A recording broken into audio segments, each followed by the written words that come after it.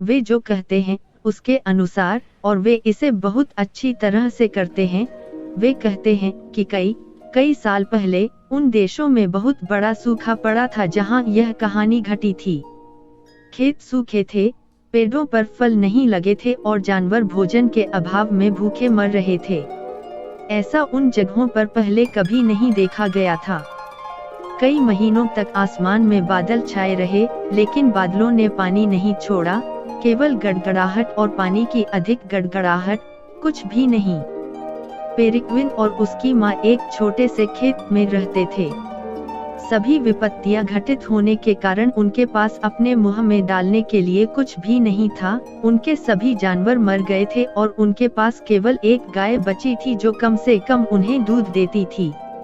माँ उनकी स्थिति और उन पर कर्ज को लेकर बहुत चिंतित थी। उन्होंने गाय बेचने का फैसला किया ताकि घर और जमीन न खोएं। उसने अपने बेटे की तलाश की और उसे फ्लाई कैचर पाया, जो खलिहान में सो रहा था। निश्चित रूप से वह सपना देख रहा था। माँ ने खुद से कहा, पेरिक्विन, सपने देखना बंद करो, उस दुनिया से नीचे आओ जिसमें तुम हर समय रहते हो। उसने उससे कहा, हमारे पास केवल यह गाय बची है, लेकिन हमें कर्ज चुकाने के लिए इसे बेचना होगा। अगर तुम बाजार जाओ और इसे अच्छी तरह से बेच दो तो हम भुगतान कर सकते हैं, और बेहतर समय आने तक हमारे पास जीवनयापन के लिए यह पैसा रहेगा। पेरिक्विन एक कट्टर स्वप्नदृष्टा था। वह हमेशा डाकुओं से लड़ने, अपहरित निर्दोष लोगों को बचाने और अपने साहस से उन लोगों की मदद करने की कल्पना करता था जिन्हें मदद की जरूरत थी। अगली सुबह मुर्गे के बांग देने से पहले ही वह बाजार जाने के लिए गाय को लेकर घर से निकल गया। रास्ते में उसने गाय को बताया कि वह जुगाली करती है, और उसने उसी रात जो सपना देखा था वह जुगाली चबाती है। तुम्हें पता होगा, कार्मेला, क्योंकि वह गाय का नाम था, कि कल रात मैंने एक सपना देखा था जो किसी भी क्षण सच हो सकता है। मैं घास के मैदान में बहुत शांत थी और मैंने मदद के लिए कुछ चिल्लाते हुए सुना, मेरी मदद करो, कोई मेरी मदद करो। मैंने अपने पैरों पर खड़ा होना शुरू कर दिया और जो भी जरूरतमंद था उसकी मदद के लिए तुरंत आगे आया। आगमन पर मैंने देखा कि एक खूबसूरत युवती एक पेड़ से बंधी हुई थी और 5 नहीं 6 डाकू थे जिन्होंने उसके सिक्कों से भरा बैग चुरा लिया था। अरे बदमाशों, मैं उन पर चिल्लाया, अभी उस युवती को जाने दो, नहीं तो तुम मुझसे निपटोगे। चोर हंसे और धमकी भरे लहजे में मेरी ओर आए, और विश्वास मत करो कैरमेला कि मैं थोड़ा डर गया। नहीं सर। एक एक करके मैंने उन्हें अपनी मुट्ठियों से पीटते हुए जमीन पर छोड़ दिया। मैंने उस युवती को छोड़ दिया और वह मेरे प्यार में पागल हो गई। मुझे लगता है कि मेरे साहस के लिए उसने मुझे पूरी भावना से चूमा, और फिर वह कार्मेला को अपना सपना पूरा नहीं बता सका क्योंकि एक अजीब आदमी अचानक उसके पास आया। मैं तुम्हें बहुत बातूनी देखता हूँ, आदमी ने कहा। पेरिक्विन चौंक गया। उसे सड़कों पर इतनी जल्दी किसी को देखने की उम्मीद नहीं थी। मैंने वह कहानी ध्यान से सुनी है जो आप गाय को सुना रहे थे, और मुझे लगता है कि आप ही वह व्यक्ति हैं जिसकी मैं तलाश कर रहा था। पेरिक्विन ने अपने माथे पर झुर्रियां डाली और भौहें ऊपर उठाई और ध्यान किया कि वह आदमी क्या कह रहा है। मैं लंबे समय से सही आदमी की तलाश कर रहा हूँ जो मैं यहाँ लाऊं उसे दे सकूं। उसने अपनी बेल्ट से चमड़े का बैग निकालते हुए कहा। पेरिक्विन की जिज्ञासा स्पष्ट हो गई क्योंकि उसने तुरंत अपनी आंखें खोली और उस बैग को देखा जो वह उसे दिखा रहा था। क्या आप गाय को ऐसे घास के मैदान में चराने के लिए ले जाते हैं जिसके बारे में आप जानते हैं कि वह हरा है? अजनबी से पूछा। नहीं, उसने उत्तर दिया, मैं उसे बेचने के लिए बाजार ले जाता हूँ। वे मुझे उसके लिए अच्छे पैसे देंगे। वह बहुत सारा दूध पैदा करती है, वह शांत है और कम खाती है। मैं आपको जो पेशकश करता हूँ उसका मूल्य सोने से भी अधिक है।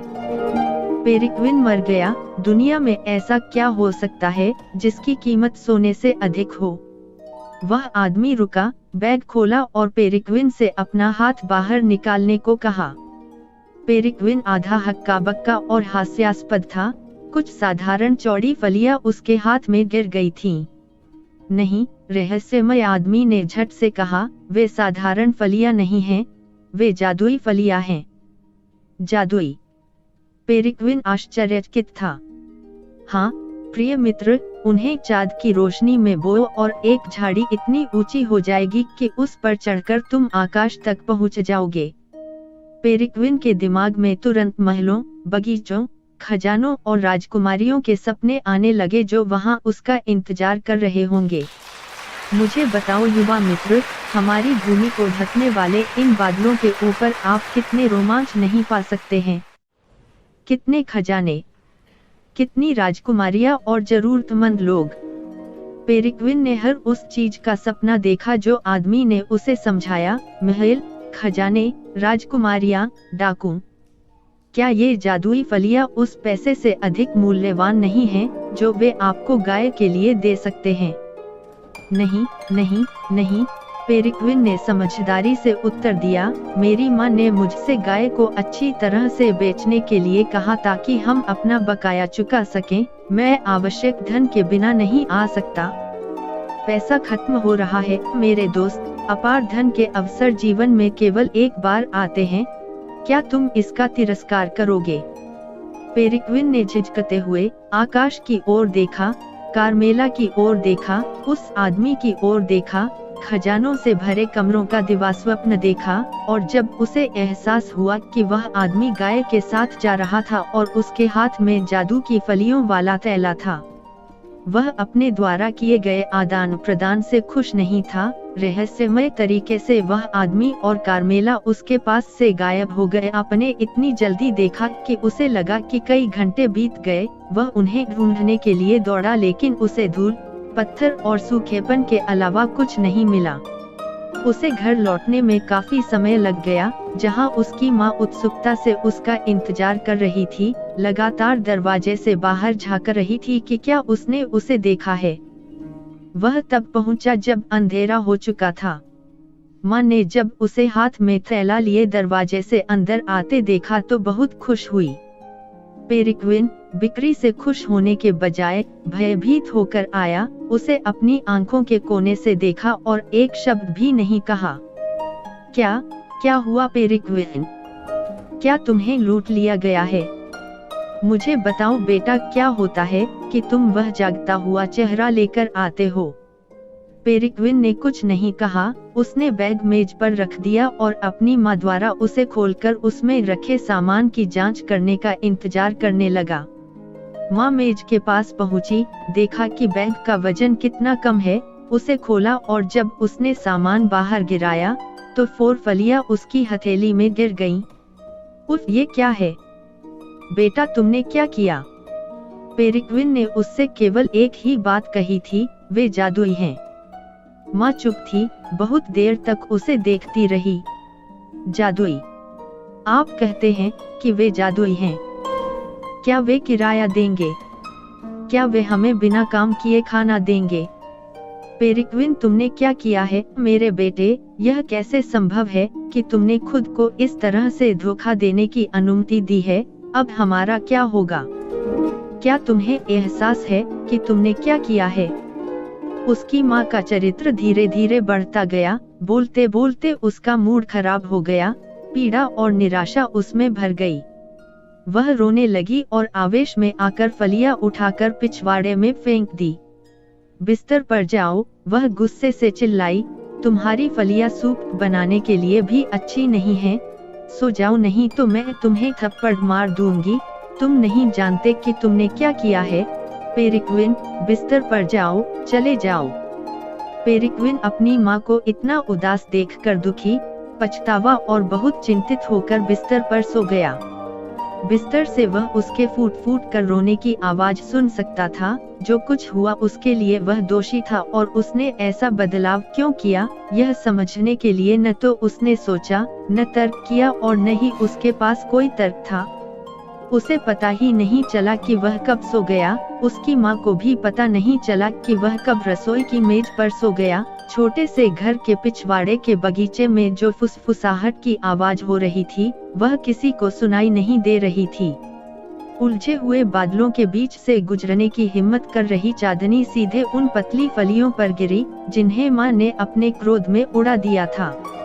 जैसे ही चंद्रमा की किरणें फलियों पर पड़ी, उनमें से प्रत्येक में एक अजीब सी सरसराहट हुई और एक हरी टहनी दिखाई दी और तेजी से जमीन में चिपक गई और तुरंत पत्तियां और शाखाएं निकलने लगी और पौधा बढ़ गया और बड़ा हो गया। सारी रात बढ़ता गया और बढ़ता गया, बादलों से घिरे आकाश को भेदता हुआ बिल्कुल अज्ञात स्थानों पर चला गया। जब पेरिक्विन उठा तो बहुत सुबह हो चुकी थी। उसकी माँ रसोई में सो रही थी और वह बाहर आंगन में गया और जब उसने अपने पिछवाड़े में रात भर में उगी चौड़ी फलियों की विशाल झाड़ी देखी तो भयभीत हो गया। उसने जितनी जल्दी हो सके कपड़े पहने और पौधे पर चढ़ना शुरू कर दिया। वह चढ़ता गया और घंटों तक चढ़ता रहा। अब उसे जमीन दिखाई नहीं दे रही थी और पौधा अभी तक पूरा नहीं हुआ था। यह उसे कहाँ ले जाएगा? क्या वहाँ ऊपर कुछ है या सिर्फ आकाश और केवल आकाश? काफी देर के बाद उन्होंने सत्यापित किया कि पौधा बादलों की एक मोटी परत में प्रवेश कर रहा था और जब उन्होंने बादलों के समूह को पार किया तो वह अवशोषित हो गए। पौधे ने बादलों के समुद्र के उस अजीब स्थान पर वहीं दूरी पर बढ़ना बंद कर दिया था। खरपतवार से भरा एक जीर्ण महल था। पेरिक्विन उस स्थान की ओर चला गया यह देखने के लिए कि भाग्य ने उसके लिए क्या लिखा है। पहली चीज जिसने उसका ध्यान खींचा वह विशाल पौधे और विशाल दरवाजे और पत्थर थे जिनसे महल की दीवारें बनी। इस अजीब भूमि में हर चीज विशाल अनुपात में थी। उसने विशाल दरवाजे की लकड़ियों के बीच एक जगह देखी और उसमें से प्रवेश कर गया। पेरिक्विन की आंखों के सामने विशाल फर्नीचर वाला एक विशाल कमरा दिखाई दिया। एक विशाल मेज, विशाल कुर्सियां, सब कुछ विशाल था। यह कम नहीं था क्योंकि हमारा बहादुर दोस्त बड़ी बड़ी आंखों से यह सब देख रहा था। तभी महल के एक गलियारे से एक विचित्र प्राणी प्रकट हुआ और उन विशाल कुर्सियों में से एक पर बैठ गया। वह झुर्रीदार कपड़ों और बुरी तरह कटे बालों वाला एक विशालकाय व्यक्ति था। पेरिक्विन पहले छेद में छिपने के लिए दौड़ा जो उसे मिला। अगर वह प्राणी उसे सिर्फ उस पर पैर रखकर देखता तो वह उसे चपटा कर देता, यहाँ तक कि एक सांस के साथ वह हवा में उड़ जाता और कौन जानता है कि वह कहाँ गिरेगा। बहुत सावधानी से बाहर झुककर उसने दैत्य की बातचीत सुनी। चलो मुर्गी देखते हैं, क्या तुमने आज का अंडा दिया है? विशाल एक छोटे पिंजरे से बात कर रहा था जो उसके पास मेज पर था। पेरिक्विन भी मुर्गी की आवाज सुन रहा था। पिंजरा सामान्य आकार का था। पेरिक्विन ने सोचा कि इतनी छोटी मुर्गी द्वारा दिया गया अंडा इतने बड़े आदमी को कैसे खिला सकता है। विशाल संतुष्ट नहीं हो सका, मुस्कुराया और उस छोटे अंडे को अपनी उंगलियों के बीच ले लिया और पेरिक्विन आश्चर्य से दंग रह गया। यह एक सुनहरा अंडा था। विशाल नहीं चाहता था कि मुर्गी के अंडे उन्हें बिना खाए उन्हें एक बैग में रखने के लिए कहा जो मेरे पास वहीं था। अच्छा छोटा चिकन, तुमने पूरा किया, एक और सोने का अंडा।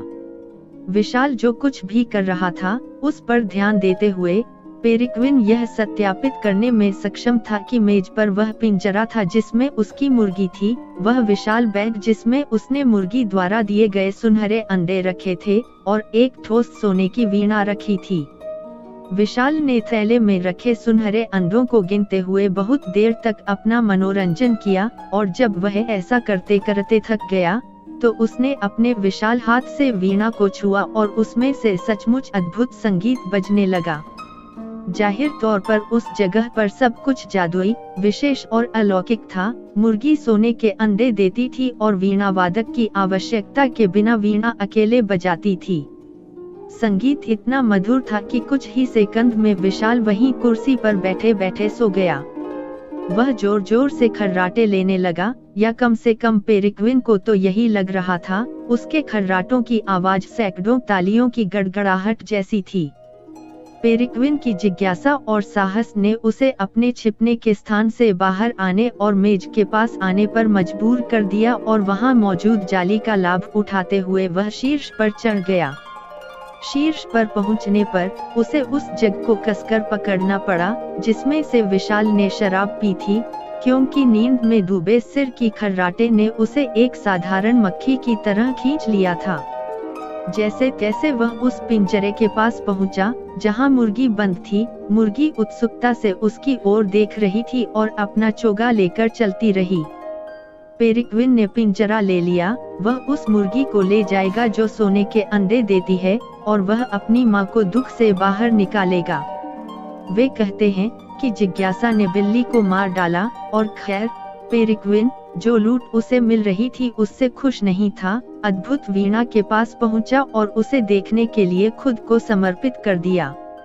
अजनबी की उपस्थिति को महसूस करते हुए वीणा ने बोलना शुरू किया। ठीक है, वह बोलती नहीं थी, वह गाती थी। आप कौन हैं? आप क्या चाहते हैं? पेरिक्विन चौंका। क्या आप बोलते हैं? आप कौन हैं? आप क्या चाहते हैं? मैं कहाँ हूँ? दुनिया के ऊपर यह कौन सी अजीब जगह है? यह विशाल ट्रेंटन की भूमि है। आप कितना सुंदर गाते हैं। पेरिक्विन ने उससे कहा, मैं तुम्हें अपने साथ ले जाऊंगा। महल में सब कुछ दैत्य का है, आप इसे अपने साथ नहीं ले जा सकते। दैत्य इस सब का स्वामी है। यह बहुत समृद्ध होगा। मुझे बताओ, इस देश में सब कुछ इतना जादुई है, फिर मुझे सोने के अंडे देने वाली एक और मुर्गी कहाँ मिल सकती है जो विशाल से संबंधित नहीं है? यदि आप सीखना चाहते हैं तो आपको पढ़ना ही होगा। जब वीणा ने उसे गाया तो पेरिक्विन को उस विशाल पुस्तक का एहसास हुआ जो मेज पर थी और जहां विशाल ने अपने सभी वृत्तांत लिखे थे।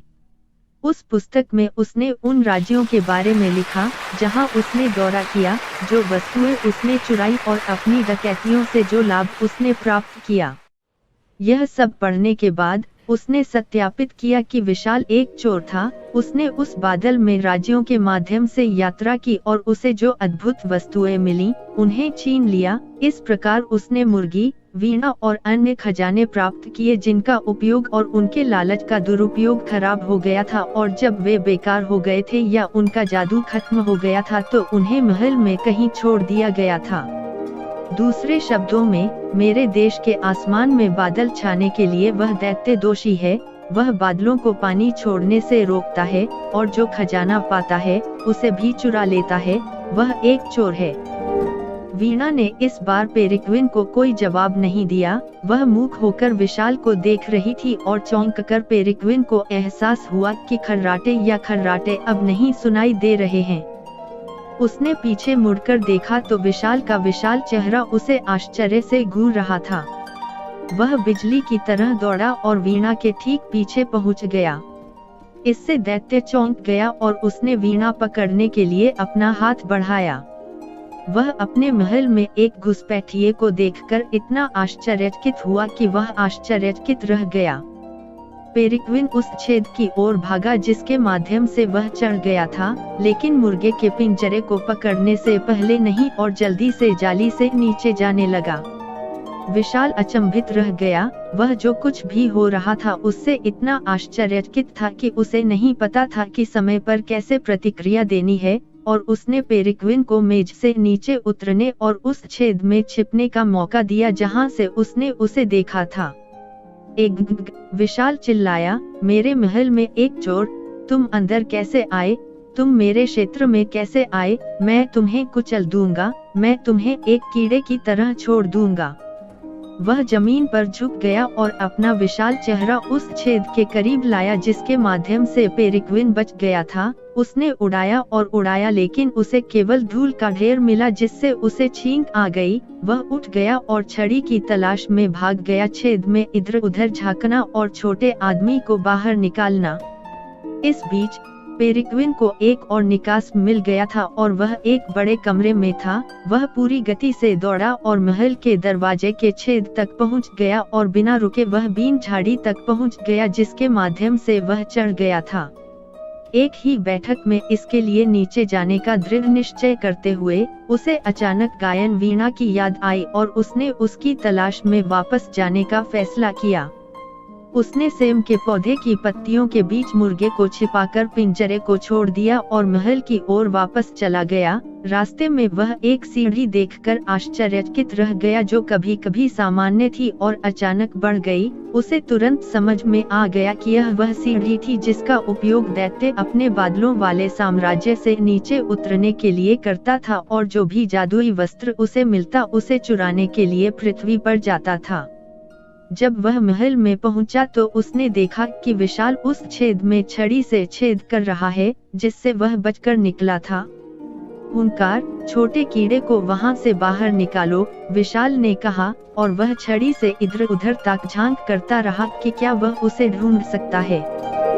पेरिक्विन मेज के पास पहुंचा और वीणा पर चढ़ गया। चिस, उसने बहुत धीरे से कहा, मैं तुम्हें बचाने आया हूँ। पेरिक्विन ने वीणा को अपनी बाहों में ले लिया और इस बार बड़े प्रयास से खुद को मेज की जाली से नीचे उतारा जब तक कि वह जमीन पर नहीं पहुंच गया। जब वह सेम के पौधे के पास पहुंचा तो वह थका हुआ था और पसीने से लथपथ था। उसने पिंजरे को पकड़ लिया और पिंजरे, मुर्गी और वीणा के साथ पौधे के नीचे जाने लगा। विशाल की सीढ़ी मत भूलो, वीणा गाई।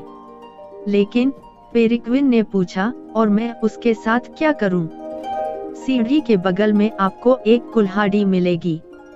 वह उस स्थान पर गया जहां सीढ़ी थी और वास्तव में वहां एक कुल्हाड़ी थी। जैसे ही सीढ़ी बढ़ती और आकार में सिकुड़ती गई, जैसे ही उसने इसे अपने हाथों में लिया, उसने विशाल को फिर से नीचे जाने से रोकने के लिए सीढ़ी को नष्ट करना शुरू कर दिया। उसने अपनी बेल्ट से कुल्हाड़ी लटका दी और जहां वीणा और पिंजरा था, वहां लौटकर वह फिर से नीचे उतरने लगा। इस बीच विशाल ने छड़ी बजाना और फूंकना जारी रखा। जब वह झुकते झुकते थक गया, तो उसने पाया कि न तो सोने के अंडे देने वाली हंसिया और न ही जादू की वीणा मेज पर थी। वह गुस्से में सीढ़ियों की ओर भागा और पाया कि वह नष्ट हो गया है। उसने सेम का पौधा देखा और गुस्से में आकर उस अपराधी को कोसने लगा जो उसके महल में घुस गया था। वह गुस्से से प्रेरित होकर नीचे उतरने लगा। इस बीच पेरिक्विन अपने घर पहुंच गया था। उसकी माँ उसे फर्श से नीचे जाते देख बहुत खुश हुई और उसे गले लगा लिया और चूम लिया। ले माँ, इससे हम गरीबी में जीने से बच जाएंगे। वे एक दूसरे को देखने के लिए उत्साहित थे जब उन्होंने उस राक्षस की भयानक खर्राटे सुनी जो तेजी से जंगल से नीचे उतर रहा था। पेरिक्विन ने कुल्हाड़ी लेकर पौधे को पूरी गति से काटना शुरू कर दिया और एक पल में उसने उसे काट दिया, जिससे तना साफ और ढीला रह गया। और आपको क्या लगता है क्या हुआ? कि पौधा गिरने के बजाय विशाल को अपने साथ लेकर आकाश की ओर उड़ गया। नहीं नहीं, विशाल को चिल्लाते हुए सुना गया जब वह अपने बादलों वाले साम्राज्य में लौट आया ताकि फिर कभी उससे नीचे न आ सके। पेरिक्विन तब से अपनी मां के साथ शांति से और बिना किसी परेशानी के रहने लगा। मुर्गी स्वतंत्र रूप से घूमती थी और अपने सुनहरे अंडे देती थी। वीणा अपने संगीत से उन्हें खुश करती थी। और आपको क्या लगता है क्या हुआ? एक दिन कार्मेला वहां इस तरह चिंतन करती हुई आई जैसे वह कभी गई ही न हो। बारिश लौट आई और खेत एक बार फिर हरे और फूलदार हो गए। तब से, और इसलिए वे इसे बताते हैं, और वे इसे बहुत अच्छी तरह से करते हैं, उस देश में उन्हें फिर से सूखे का सामना नहीं करना पड़ा है।